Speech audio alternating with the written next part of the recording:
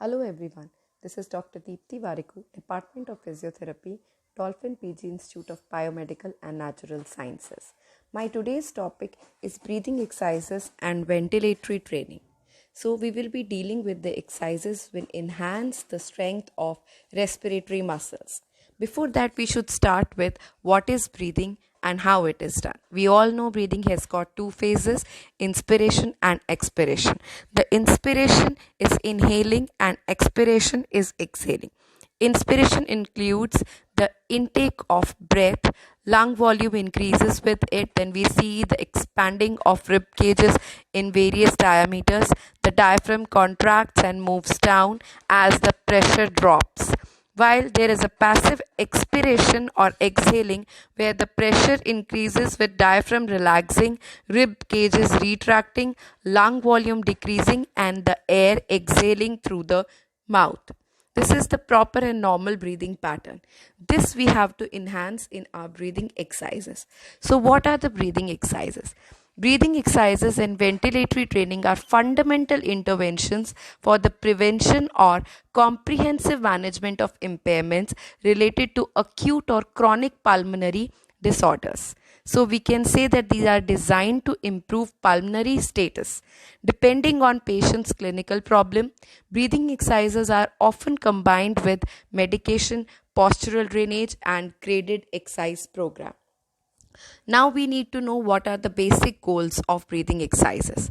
The breathing exercises goal to improve or redistribute ventilation, increase the ventilation, increase the effectiveness of the cough mechanism so that we can promote airway clearance, prevent post-operative pulmonary complications, improve the strength, endurance and coordination of the ventilatory muscles, maintain or improve chest and thoracic spine mobility, correct inefficient or abnormal breathing patterns and decrease the work of load on the breathing muscles.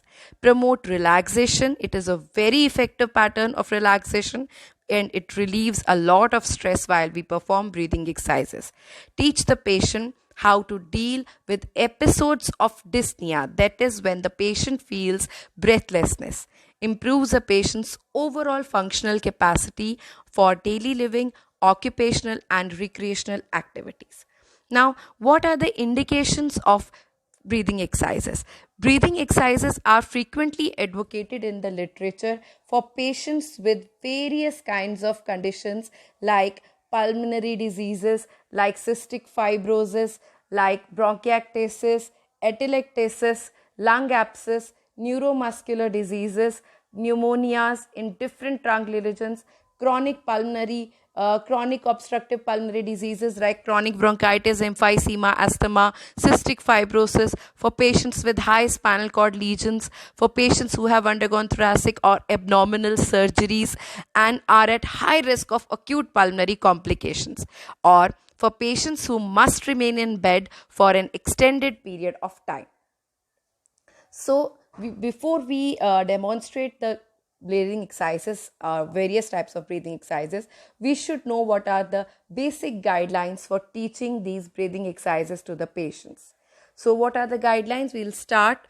The first is, if possible, choose a quiet area with minimal distraction.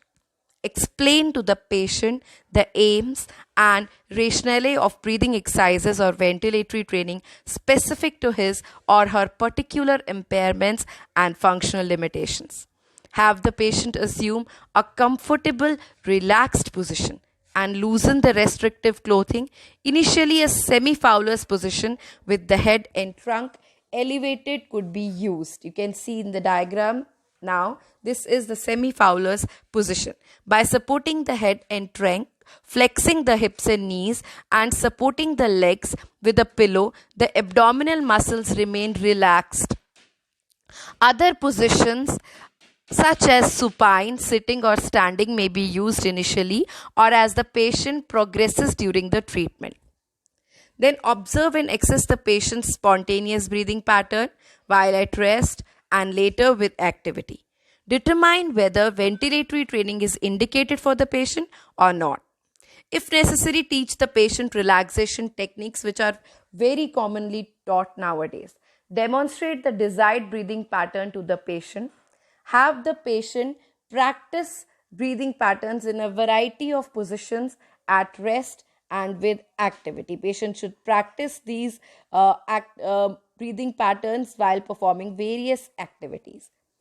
Then do not allow a patient to take high, prolonged expiration. It is very important. This causes the patient to gasp with the next inspiration. The patient's breathing pattern then becomes irregular and insufficient.